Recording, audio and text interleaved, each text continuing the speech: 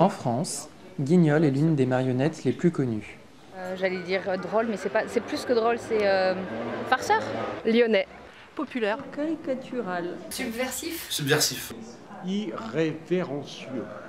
Ce personnage de bois est créé aux alentours de 1808 à Lyon par un ancien ouvrier de la soie, Laurent Mourguet. D'abord destiné aux adultes, il s'adresse plus tard aux enfants et continue aujourd'hui de se produire pour tous les publics. Ah bah je les connais pas ces deux-là. Ah bah je vais me faire comprendre. Ah bah oui. Comme d'autres théâtres, le Guignol de Lyon perpétue ce patrimoine tout en le faisant évoluer. Cela passe par des représentations de spectacles, mais aussi par des actions qui enseignent l'histoire du théâtre de Guignol. Actuellement, le théâtre Guignol de Lyon défend un projet. Élaborer un dossier de candidature afin d'inscrire Guignol sur la liste représentative du patrimoine culturel immatériel de l'UNESCO. Tout commence en 2003, alors que l'UNESCO adopte une convention pour la protection du patrimoine immatériel. L'idée de l'UNESCO, c'est d'inscrire des traditions évolutives. Ça veut dire en fait d'être dans la vie, d'être dans la transmission.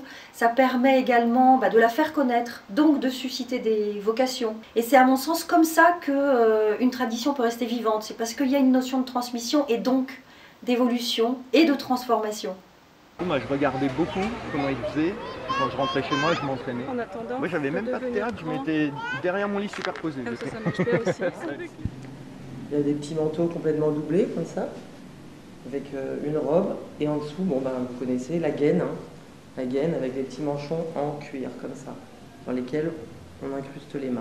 Et après, le costume, il est clouté au niveau de la tête sur la marionnette. Je récupère des têtes en bois que je remaquille. Et puis je leur refais, si nécessaire, la gaine en dessous. Et puis je leur refais entièrement le costume. Ça m'arrive de les recoiffer. C'est pas mal de boulot parce que, en fait, mine de rien, c'est petit. Mais du coup, il faut être très minutieux pour faire des emmanchures et tout ça. C'est des fois plus compliqué que de faire un costume pour un adulte humain, quoi. On pourrait alors se demander pourquoi une marionnette en bois serait inscrite comme patrimoine immatériel.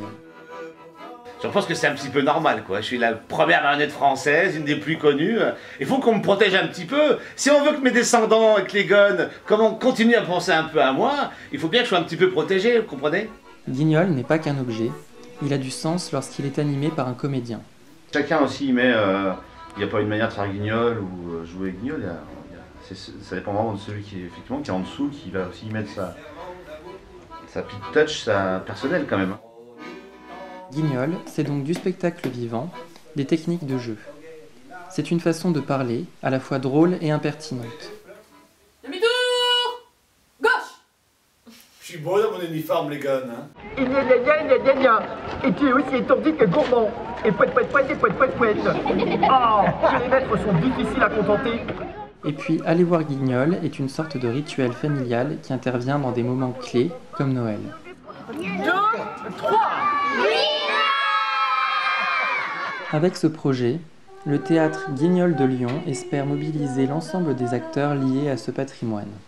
Les compagnies de guignolistes, mais également des musées, des bibliothèques ou encore des universités. Sans oublier le public si nombreux qui vient voir Guignol et qui l'apprécie. Surtout, n'oubliez pas de grandir. Et quand vous serez grand, revenez nous voir avec vos enfants. Voilà, au revoir tout le monde. Merci d'être venus. Au revoir. Et profitez bien de la fin d'après-midi. Et prudence sur la route, parce qu'on va aller pour tout.